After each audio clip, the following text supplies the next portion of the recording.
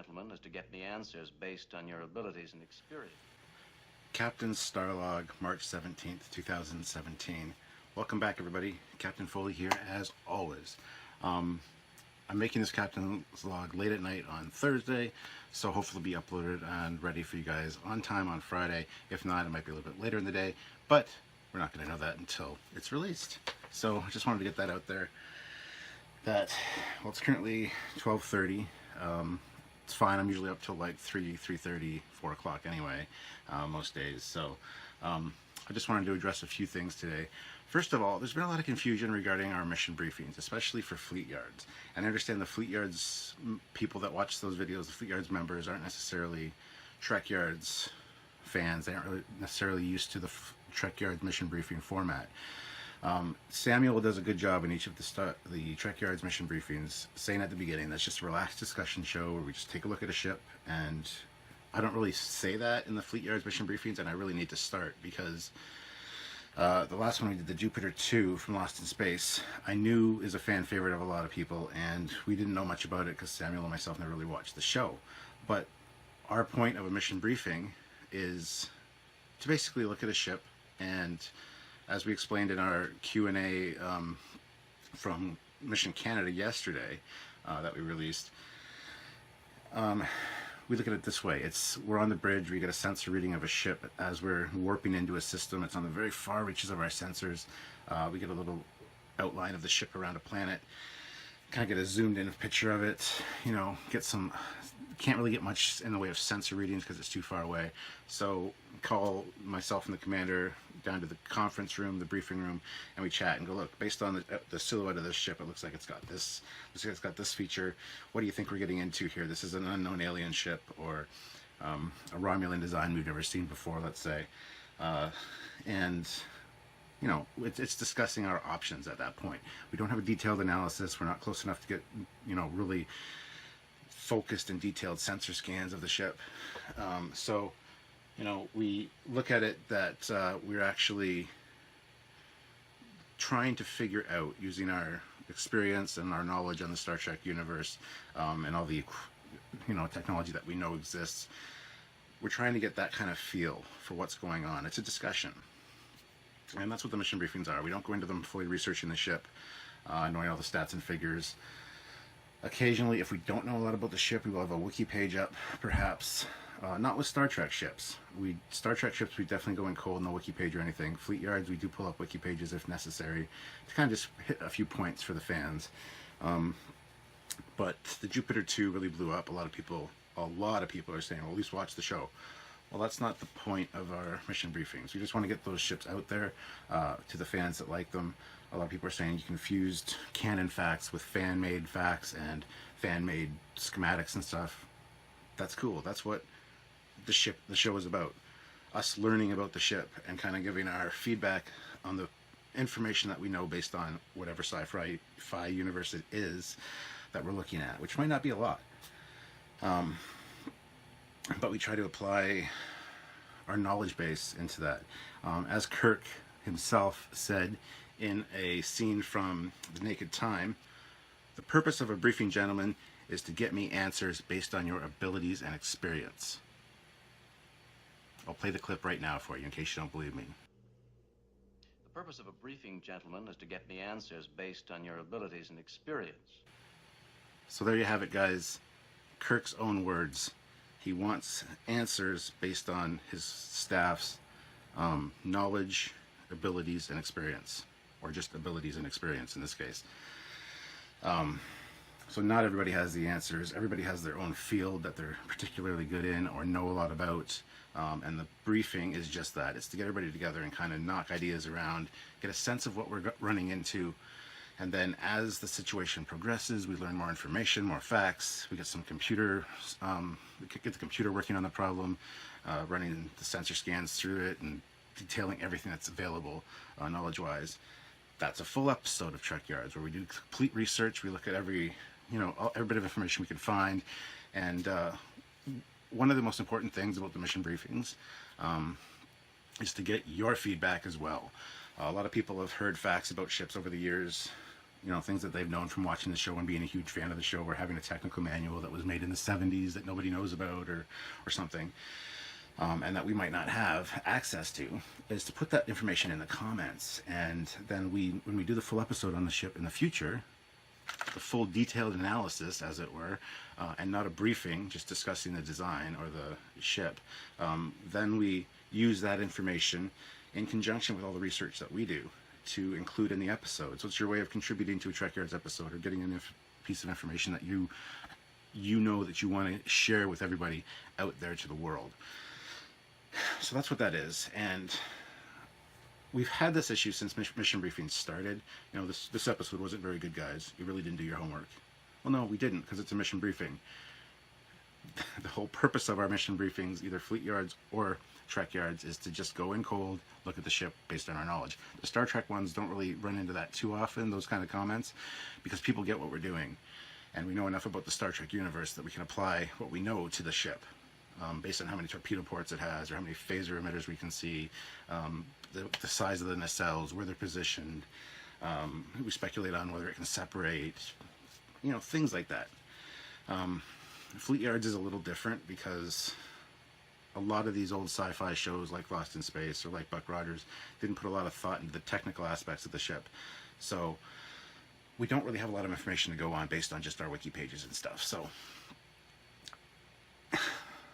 we apologize, but we don't at the same time, because that's exactly what the show is designed to be. The full episode is where you want to look and see the information. So if you're a fan of Fleet Yards, if you're a fan of Trekyards, and you don't know what a mission briefing is, now hopefully you do, and you'll understand a bit better what we're trying to accomplish with them. It's just our first look at the ship, and sometimes a lot of people commented as well. I really like the way they approach this. They go into it cold. They don't know anything about the ship.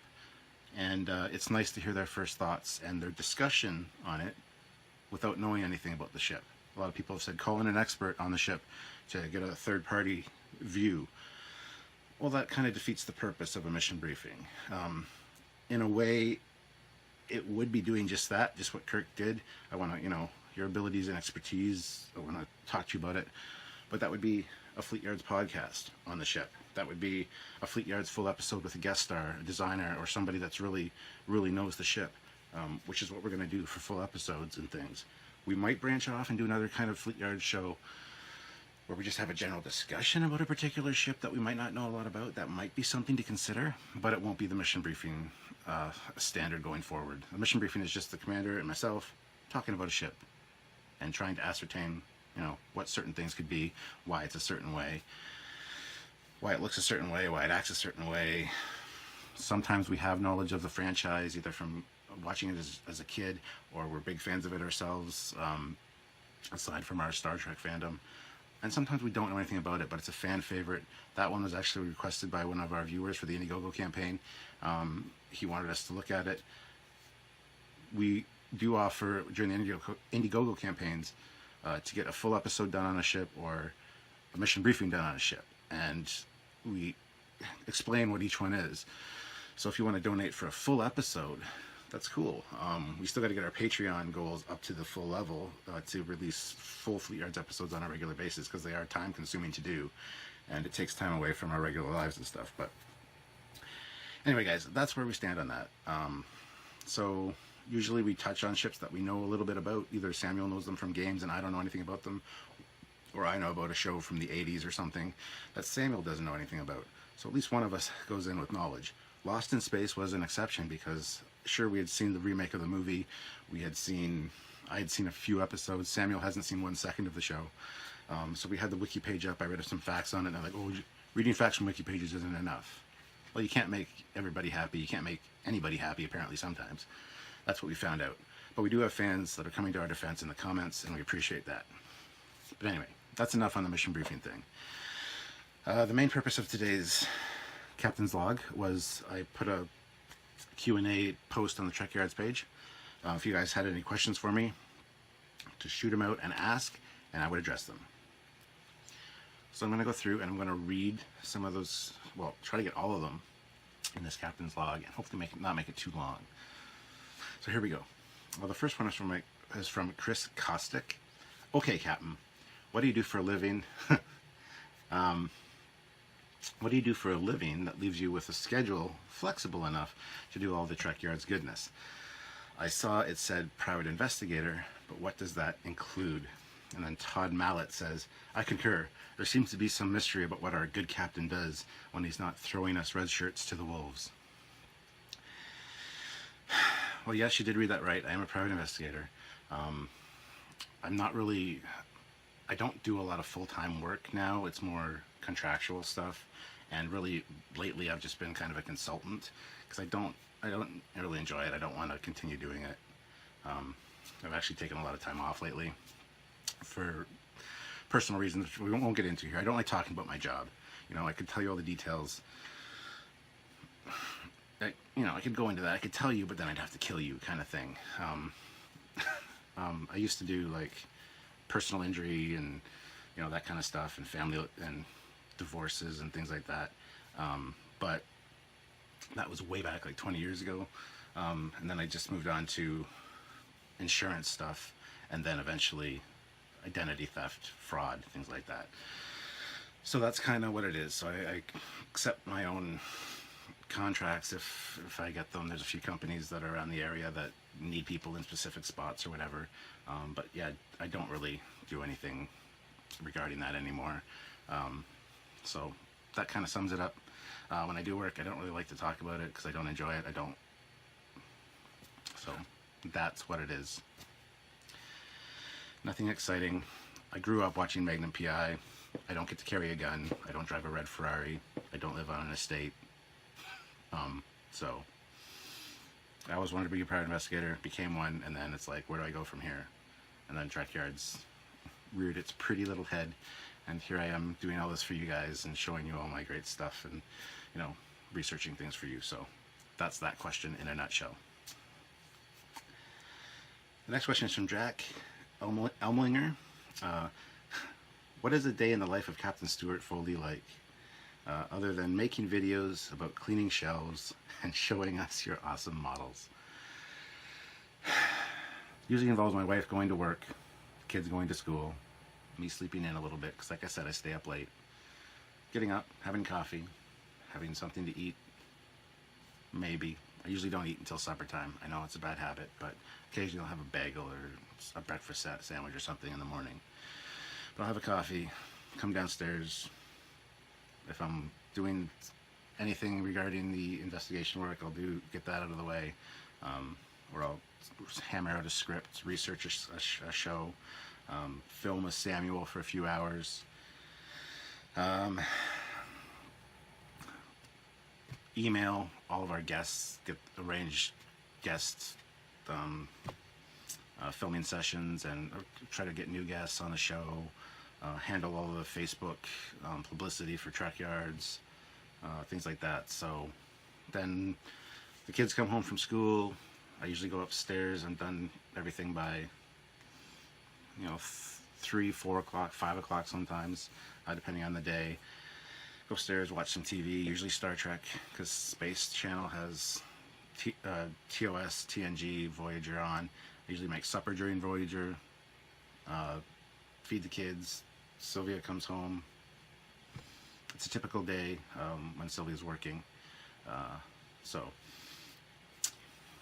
that's that. Now when Sylvia's not working, we go out and we do our errands, we go pay our bills, we go shopping, we do that kind of stuff. So yeah, that's pretty much it. Next is from Todd Mallet. I'm thinking about going to Wonderfest this year. Any chance of meeting up? Absolutely. I go to Wonderfest. This will be my 3rd year in a row, and I plan on going every year because I absolutely love it. It's absolutely fantastic. Great people, great time, great fun, great models. And it's always the first weekend in June, so we always show up on. Me and a couple buddies always drive down. It takes about 7.5, 8 hours to get there. So we leave in the morning on a Thursday. We get there around 3, 4 o'clock in the afternoon on Thursday. And then hang around all weekend and leave Monday morning, probably around 7 or 8. And then get home in the afternoon. So yeah, absolutely, Todd, if you want to meet up, I will be there all weekend. I'll be walking around. I'm also the chairman for the Iron Modeler contest, which is like Iron Chef. You get a model kit and you got to turn it into something else. You got groups of 3 or 4 modelers per table, and they compete. You got 4 hours to build this model, or turn it into whatever you want. You have to use a certain percentage of the actual donor kit, and then whatever. So if you can't find me, you'll find me during Iron Modeler, which is on Saturday night. So there you go. Peter Quinn is next. Would you be interested in having a Goa'uld inside you? No. I think that's a creepy thing. I never really watched Stargate too much, but I know what the Goa'uld are. Kind of like a Trill symbiote, I guess. No, doesn't interest me. Don't want somebody else running around in my head, because myself in there is kind of scary enough, to be honest. So, Anastasia Actress, hope I got that right. I assume you are a stay-at-home dad with an awesome family, are you? Kind of? Yes. And my family is amazingly awesome. My oldest daughter, Selena, has 2 kids of her own, so I'm a grandpa. Don't know how many of you guys know that. She's 22. My son, Thomas, he is turning 20 this year, or is it 21?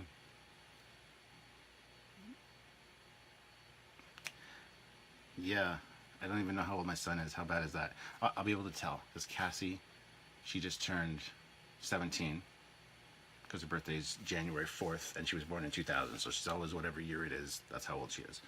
So Thomas is 2 years younger than her, or older than her, sorry, so he's 19, so he'll be 20 in August. There you go.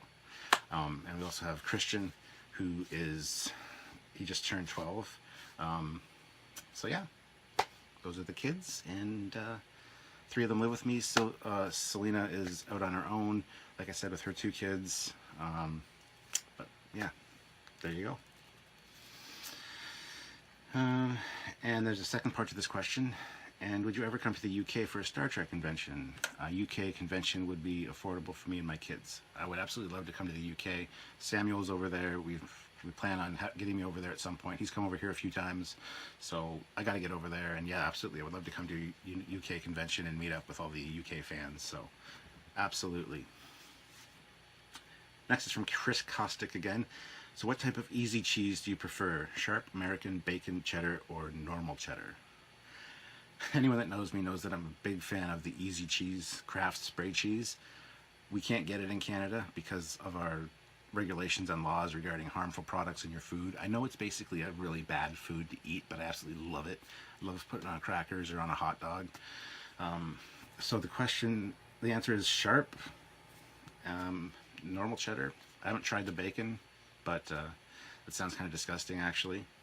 So it doesn't really matter to me personally. I got a few people in the States that send me spray cheese or bring it down when they come and visit. My good friend Josh Spencer, who's also one of our guest stars, worked on FASA and Starfleet Battles. He brings it down when he comes down for me, so I appreciate that.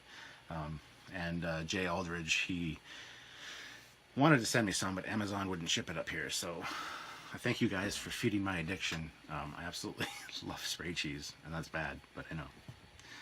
And Peter Quinn went on to say, nope, nope, nope, nope, proper cheese, not squeezy cheese. A lot of people either love it or you hate it, this spray cheese. And since we can't get it here, I don't eat it all the time, so it's not that bad for me, I guess. Next is from San Adalberto. What is your favorite and least favorite type 1, type 2, or type 3 phaser design?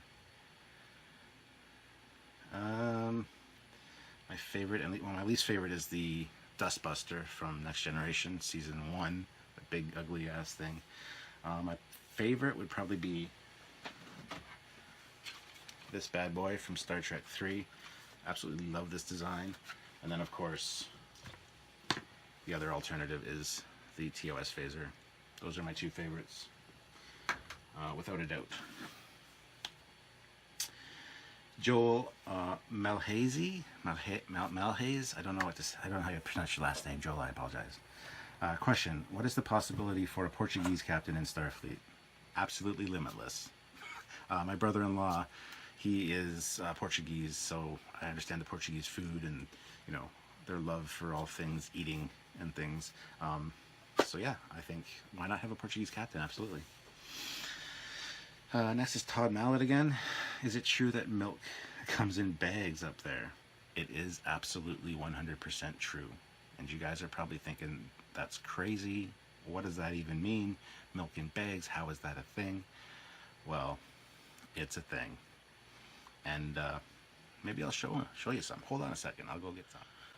So here is the infamous milk in bags. You buy it in this big bag. And inside this big bag are 3 smaller bags. And each bag is 1 liter of milk. Now, how do we use this milk, you might ask? You Americans are so silly. With this plastic container called a milk jug. You put the bag in, as you can see, you bang it on the counter, it flattens down, and then you take the scissors and you cut the tip off. You grab a glass and pour your milk. It's fantastic. I'm telling you, it's the way to go. And it's good because my throat's getting dry, so I need a little bit of something to drink. Milk. It does a captain good.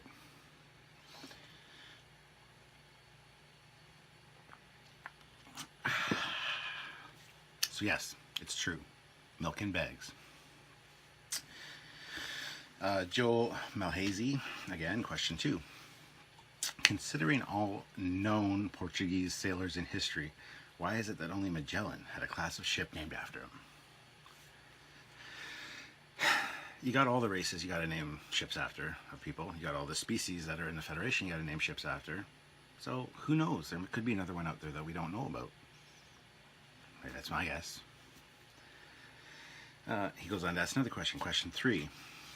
Since in Star Trek all class of ships have designations from naval history, how come no submarines? I don't know. That's a very good question, considering that the secondary hull on a ship is basically like a submarine. I don't make the rules. Don't ask me. I just work here as a captain. That's what I gotta say. Todd Mallet again. Have you been working on the 350 refit lately? Curious to see how it's going. No, I haven't. It's still in stagnation over here on my bench. I'm currently working on my Katinga, just painting on some detailing on the feather pattern. Haven't done this side. Got this side done. Haven't done the bottom. I got a lot of work to do. Haven't been model building for a while, so I'm using this to get back into it, get some paint, because painting is one of my favorite parts of building a model. But fear not, the 350 will be back on the bench, and when I do any progress or work on it, I will be making videos on that, so you'll be able to keep up. Todd Mallet again says, what's your favorite type of music and who's your favorite artist? I love all music except for heavy death metal screaming and really twangy country, both ends of the spectrum. Everything else in between I love. Big fan of hip hop and techno, rap. I love Tupac Shakur. I don't really have a favorite artist per se. I love AC/DC. So I don't like going to concerts. Concerts are just too loud and obnoxious and annoying. I'd rather just watch a live concert at home or listen to the music on, while I'm driving or whatever. So it doesn't really answer your question so much, but next is from Joel Malhazes again. Question number 4 and last one. Could starships use the same thinking that as applies on tanks? Very heavy armor and very powerful gun and a high camouflage rating. Yeah, I'm sure there are ships like the Defiant that's armored up quite a bit. Very powerful guns. It's got quantums on it, and the Defiant and the Sovereign were the only ones to have that up to that point. And camouflage rating, cloaking device. The Defiant answers your question. Anastasia Arcturus again. I remember those custom coffee mugs of Trekyards, which are back there, as you can see. Any progress on production? I would like to surprise my boy with one. He has seen more episodes than me. Well, that's absolutely awesome. Say hi to him for us. Hi from Captain Foley. No. I'm working on getting a few shirts for myself done, Trekyards shirts, and we're looking for suppliers for shirts, mugs, things like that, because we do want to get the Trekyards store up, and that's something that's been ongoing. There's really been no movement on that because we've been way too busy with other stuff to focus on that, but the store is something that's in our sights in the foreseeable future, and so just stay tuned is all I can say for that. Peter Quinn says, I'll rephrase mine. What symbiote, any sci-fi series would you prefer? A Trill? I don't know. Maybe a Trill with a few lifetimes of experience might be interesting, but I like being me. I don't want to be an altered version of me, so. Chris Kostick, what is your favorite generation of Camaro? I would have to say Generation 2, the one I own. I like the earlier ones, like the 72 with the split chrome bumper at the front with the big grille and the round taillights. It's one of my favorites. Mine's a 79, so I've got the full front plastic bumper and the long taillights. But yeah, the second generation. First generation, of course, it's fantastic, but I don't know if I'd call it my favorite. The 69 with the covered headlights is one of my favorite designs. Third generation, the IROCs are pretty much absolute shit. There's one or two nice ones. Fourth generation is disgusting and a really bad design. Again, there's a few nice ones probably. And then the newer ones are getting back to that nice look based on the Generation 1. So, it's a tough question. I would take pretty much any Camaro, except for third and fourth generations. Not really my thing. Stuart J. Baldwin. If you could be part of the Federation fleet, what era and what battle would you want to be in?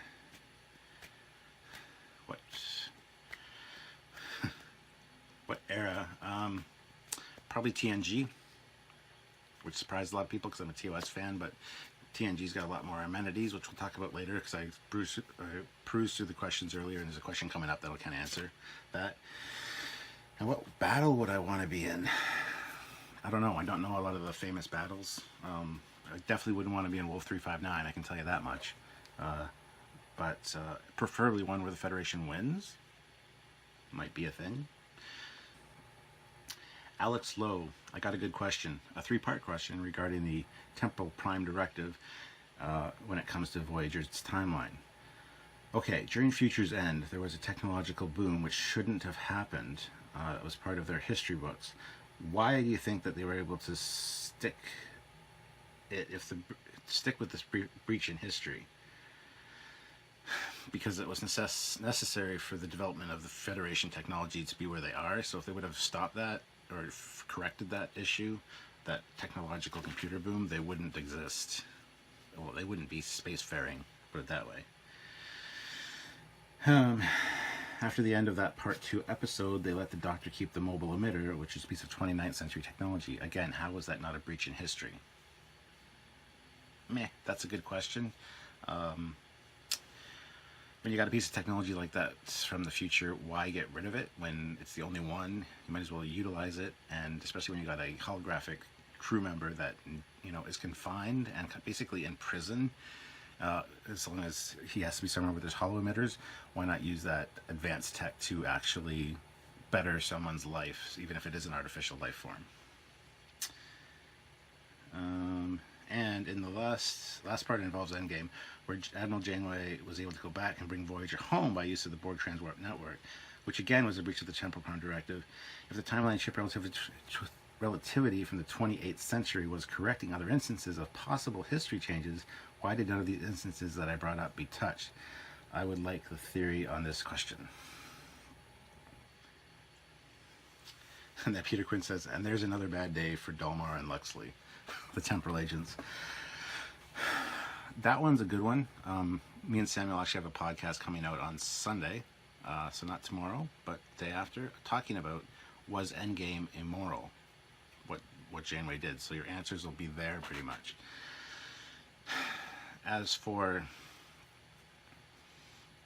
why they didn't come back and stop that, my question is, why didn't they come back and stop the Narada from going, you know, to the past or to a different alternate timeline? Who knows? Maybe some things are just off their radar, as they say. I think the Narada coming through and screwing up a whole whole timeline or a whole reality is a lot more important than Janeway going back and saving just her crew, in my opinion. I don't know. James McClue, two-parter. What aspect of Trekdom do you like the most, and what do you dislike the most? And thanks again for you and Samuel for your hard work in setting up this fantastic community. Well, thank you, and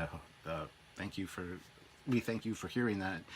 We really appreciate that. We hopefully do a good job of making entertaining stuff in a good community for you guys to discuss things. But what part of Trekdom fandom do I like the most, and which should I like the least? The answer to both is community. There's some great people out there. I've met some of my best friends through through Star Trek, and that's something that is very important to me, the people. That being said, there's also the whiny, complainy, dislikey, argumentative people that like what they like and don't like anything else when it comes to Trek, which are very against Gene Roddenberry's IDIC, Infinite Diversity, Infinite Combinations. I myself have been guilty of that, putting out the whole JJ video, or the video JJ's Star Trek sucks and here's why. I've since come to embrace more of JJ Star Trek a little bit. But yeah, it's the basic rudeness that a lot of Trek fans have for each other when we're all just Trek fans, enjoying Gene's vision. That really bothers me, and we try to address that on the Trekyards page and the Trekyards community. We get rid of people like that because we don't want that in our community. We want people to feel safe and be able to give their opinion in a productive and productive manner that generates positive discussion and not just hate for the sake of hate. So hopefully that answers your question.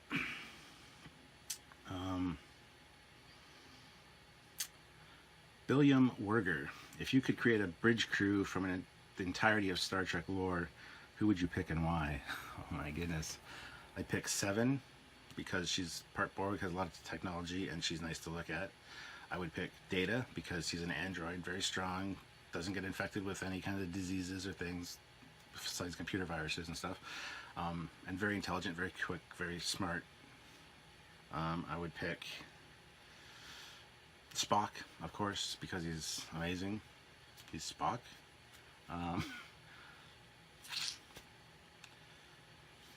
All I can think of right offhand. I would just have a very intelligent, smart crew that could basically do anything I needed and solve any problem we ran into. Bonus question. If you could create an entirely new Star Trek TV show, what era would you set it in, and what stories would you want to tell? I would probably put it in the Lost era, between the movie era, after Star Trek 6 and before TNG, that era with the Enterprise C kind of technology, or post-Voyager, or even Star Trek Online era. And what stories would I like to see? Just stuff we haven't seen before, which I consider hard because we've seen a lot of stuff in Star Trek. And I don't know how they keep coming up with new ideas on things to show us, but they do a fantastic job. So hopefully Discovery will be good. Richard Pole? Sorry. When you do your PI job, do you call yourself Dixon Hill and dress in business trench coat and fedora? No. I prefer Sherlock Holmes. I'm a huge Sherlock Holmes fan, so I wear a deerstalker and have a pipe. Even though Holmes never wore the deerstalker, only once, and that was in an illustration by Sidney Paget. But we're not going to get into that. Truby Howard, does the Trekyards YouTube still get paid even if we don't watch the commercials? I have no idea how the ad revenue thing works, whether you brush the thing aside, use ad block. I don't know how that affects our income from the advertisements. I have no idea. What episode of any Star Trek series do you think is the all-time worst? For me, it's Star Trek Voyager Threshold. It's the one where Tom breaks the Warp 10 barrier and devolves. The worst Star Trek episode ever. Ooh. I don't know, there's a lot of Bajoran ones that I absolutely hate. The Threshold's really bad too. Spock's brain's not that great. That's tough. I need to go through the list and look at them all. There's so many that I can't really tell you right offhand. I didn't pre-plan any of the answers to these, so. Tara Elizabeth Hewitt, In your own Star Trek TV series, what would your iconic drink be, and what would your cup look like? Everyone knows Captain Janeway for her famous love of coffee and silver travel-like mug. And then Michael Bell said, how about the silver-painted styrofoam cups from TOS? I have no idea. I love Kraken rum. I love spiced rum. Maybe a rum of some sort. Put it in my Aldebaran whiskey or brandy bottle. Saurian brandy bottle here. I don't know. As maybe milk. Maybe milk would be my drink. You know, does a body good. Or a captain in this case. What would my cup look like? I don't know. Something cool. It's a good question though. And Tara Elizabeth asks again another question. The style of Borg you see changes in the different Star Trek series. Which is your favorite? The original TNG style, the Borg from First Contact, the Borg from Voyager, or controversially, the Borg from Enterprise Regeneration episode? We all secretly love the Borg, she says. I would have to say that my favorite all-time Borg would be the ones we see in First Contact, because they're scary and zombie-like. Justin Taylor, question. If you could command any ship in each of the Trek series, what ship would they be? I've answered this before. Probably the Enterprise D, the Galaxy class, because it's a huge luxurious ship. You got a nice ready room, you got nice quarters, you got huge holodecks, and a holodeck you can command any ship from any era. So I'd be in my heaven there. I could have my TOS fix, get on the bridge of a Constitution class ship, go on a mission, and then go back to my quarters, have a sleep, and then get on the luxury liner bridge and just hang out. So that would be my answer to that. Michael Fitzgerald says, as you are a captain, which era would you like to be a captain in, and which ship would you most like command of? Just answered that as well. John Melanez says, nice pics. Are they green screen, or judging by your location, were they taken on the Phase 2 sets? Yeah, the pictures I used for the question thread were the Phase 2 sets. So, Sean Smith, what is your favorite Star Trek ship and why?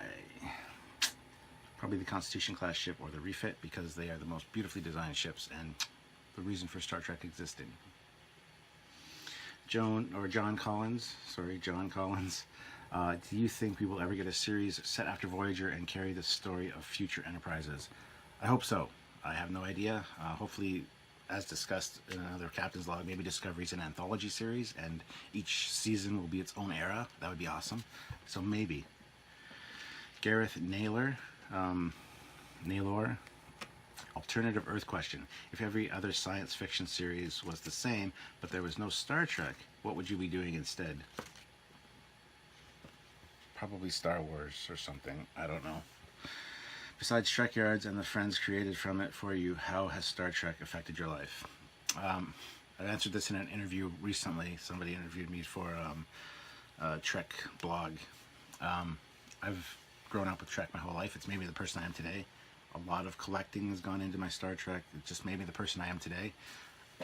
So I don't know what I would be like if it wasn't for Star Trek. He also says, what is your biggest regret? This is really deep. I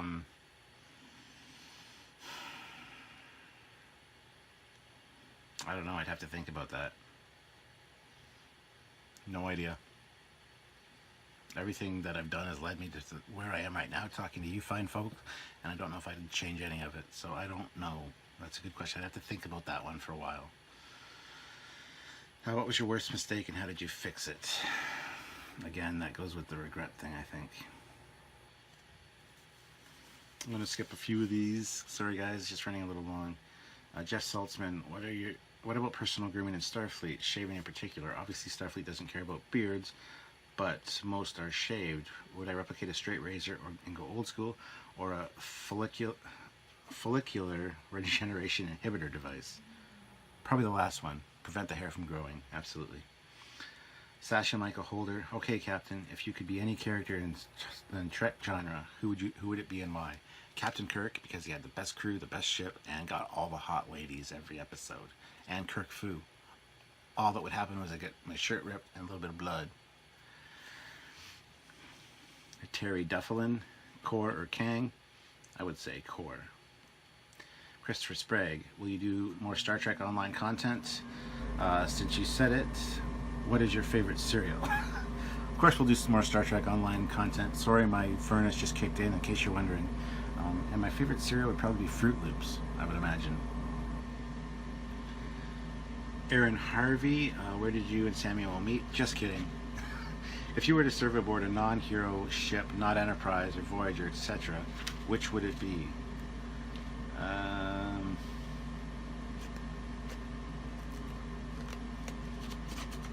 No idea. Not the Reliant. Michael Bell, do you like trains? I love trains. I even have my own Facebook trains page called All Things Trains Showcase, where we talk about model trains and real trains and steam locomotives. My favorite are steam locomotives and model trains. I have N-Scale and HO. My dad has Lionel. So yes, I love trains. Absolutely love trains. Jay Day says, this is a Discovery question, just to warn you. They've announced that the captain will not be the main character, and this has led to folks assuming that this means that the captain will be killed early on. Do you agree with this? Personally, I'm not hoping that it means we'll focus on the lower level crew or the cogs in the machine, so to speak. It'd be great if it were a show we saw on the bridge rarely, if at all. What do you think? I can see the captain being killed, but I think it's going to be more of a lower decks kind of thing, which I totally approve of. So yeah, I agree with the cogs in the wheel, as it were. Dave Fincham says, do you enjoy beer? If so, what's your favorite? Probably Rickard's Red would be my favorite beer. Have you sampled any of the alcoholic beverages from Star Trek? Romulan Ale or Core Breach? If so, what are your thoughts on them? Haven't tried any of the actual alcoholic ones like that, no. I've got the Star Trek beer, which is in this limited edition. There's 12 different labels, all based on ships of the line. So I have that. I have some in the fridge still. If you could brew a beer or create a mixed drink, what Star Trek related name would you give it? Kirk Fu. It'll knock you on your ass. That would be my tagline. Stuart J. Baldwin, Romulan Ale or Klingon Blood Wine? Romulan Ale, absolutely. It's a nicer color, probably tastes a lot better. He also asks Klingon Raktajino or Cardassian Fish Juice? The answer to that one's super simple. Double strong, double sweet, Raktajino. John Melendez, a warrior's drink, prune juice. No. Sam over Prince, looks like a captain that's ready to put a boot in someone's rear. Also, what do you think is the dumbest moment in any Star Trek series? Couldn't say. I have no idea. TK Williams, you stated that you suffer from depression. Have you ever had the feeling you just wanted to give up, that life wasn't worth bothering over anymore? How would you get past this while still being a productive member of the workforce? Yes, I have had days like that. You just gotta trudge on, unfortunately. I've missed work because of it, lost jobs because of it. It's not pleasant, and it's something that is one of the reasons that I take a lot of time off now. Louis Doggett says, I hate to say this, but that outfit looks more like Starfleet security. He's of course talking about my Starfleet tactical hoodie that I wear as my Trekyards uniform, but don't worry, I got another uniform in the works for Trekyards. Sean Sullivan, I am interested in what you would do if you had the power to create a Star Trek TV series. Like I said, the lost years between Star Trek 6 and TNG, I would love to see that era fleshed out a lot. Sam Cloud, which company would you choose to manufacture the Star Trek Discovery merchandise, primarily the ship models, and why? Cheers and all the best.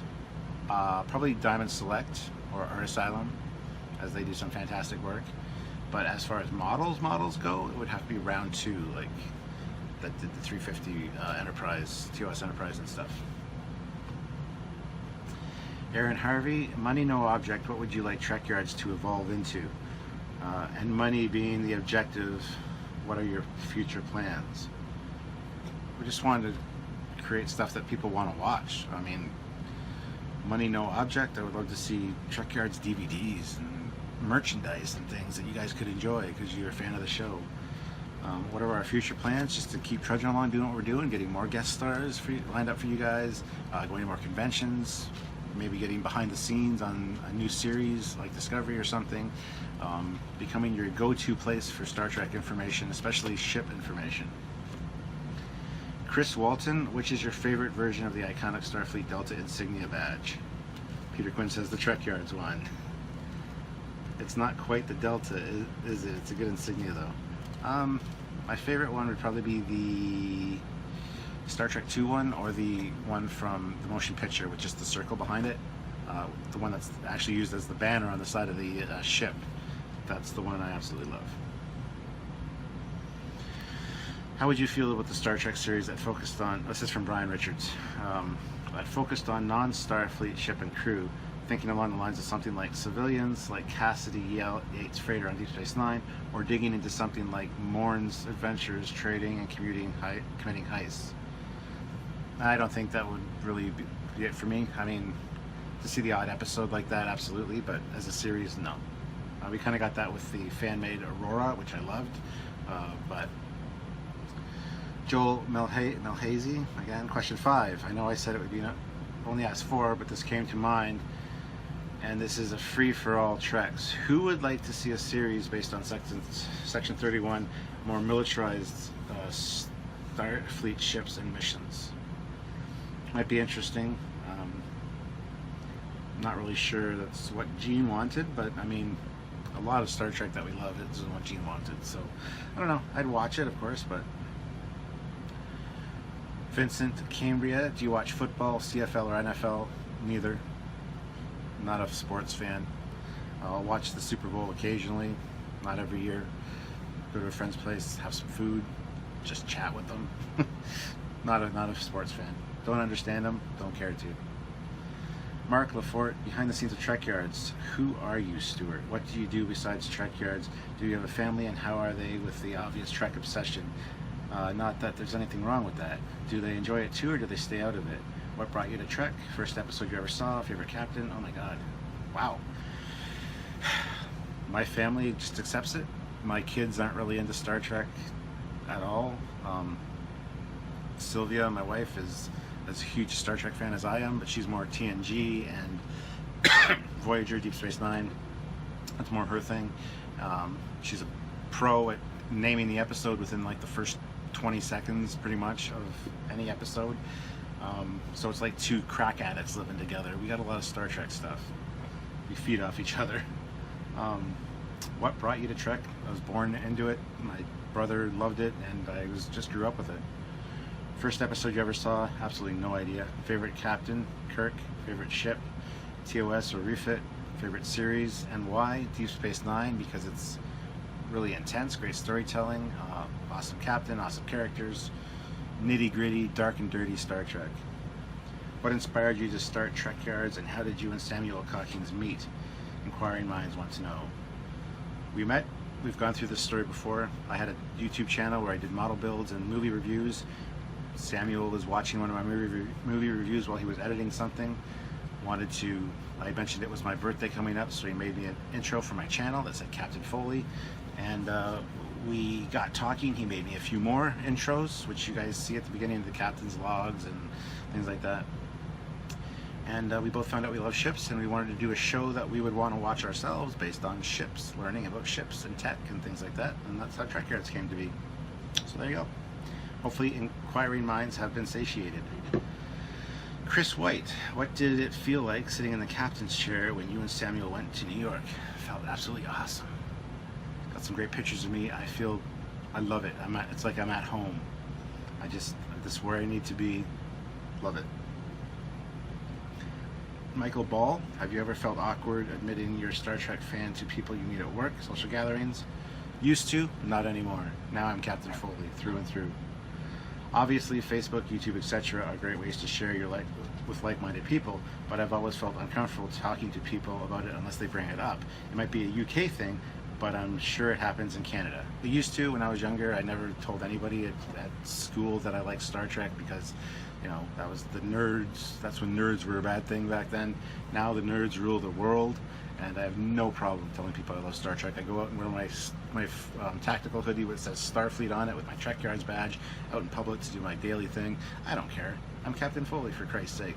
If they don't like it, they can go suck an egg. I'm trying to be politically correct and not swear for once.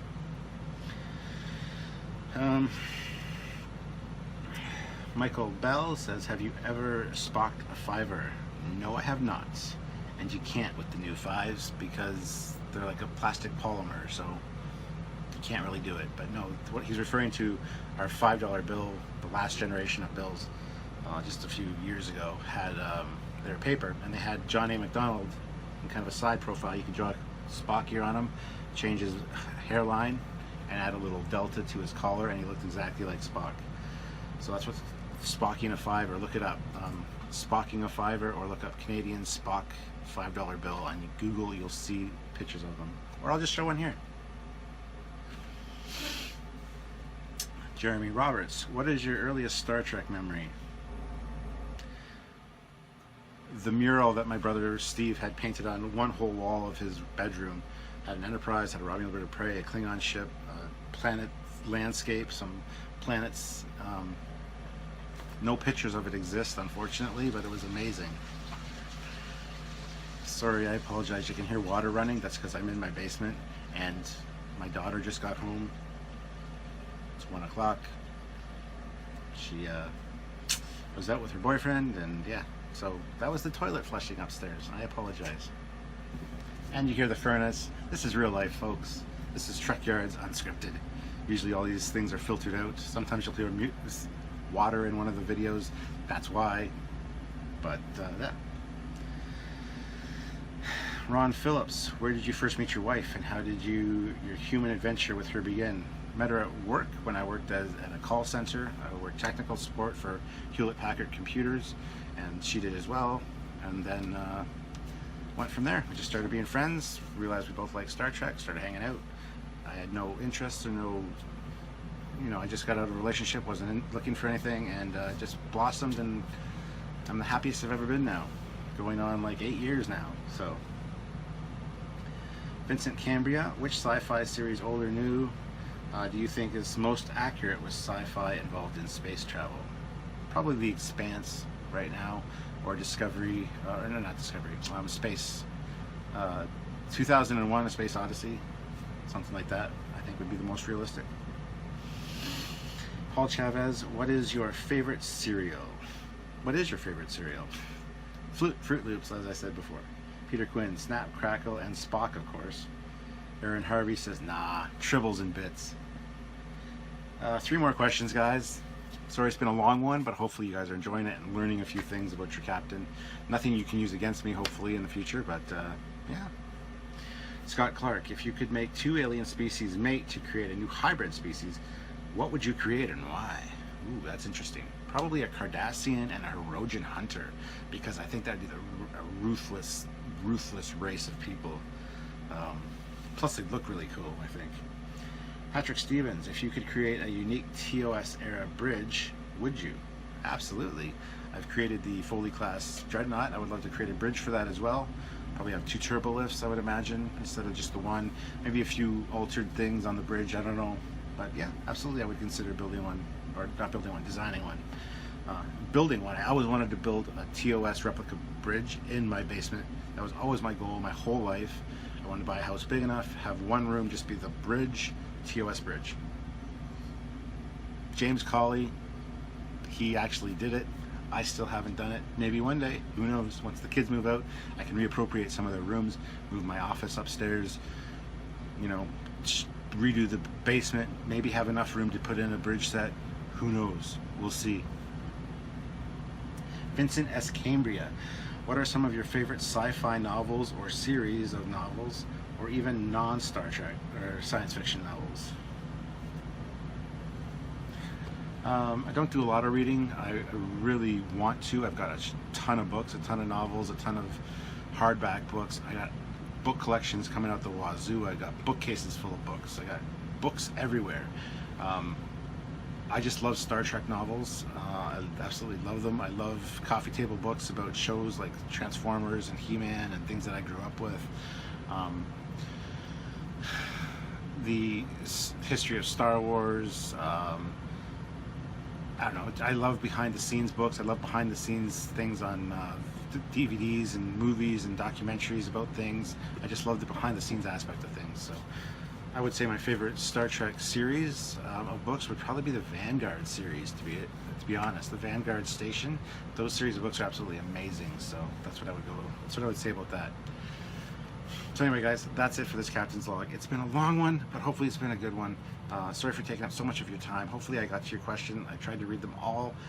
I might have skipped one or two little replies or comments to other people's questions. I didn't think I'd get this many, to be perfectly honest with you, so I didn't think it would be this long, so I apologize. But there you have it, guys. Wrapped up a few things for you guys. What are my mission briefings about? The fact that we do have bagged milk in Canada. Ta-da! And you learned a lot about your captain. So hopefully you enjoyed it. Please come again next week where we'll have another interesting topic to talk about, which probably won't be me because I'm not that interesting. And we'll see you then. So until then, guys, this is Captain Foley. Click subscribe.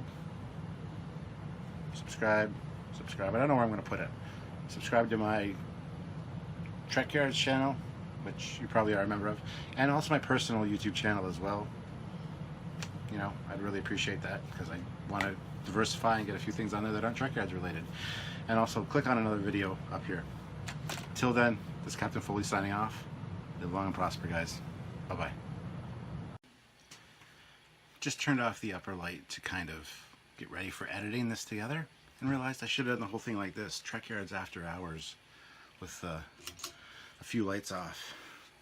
Oh, chicka wah wah. Had to, guys. I'm sorry.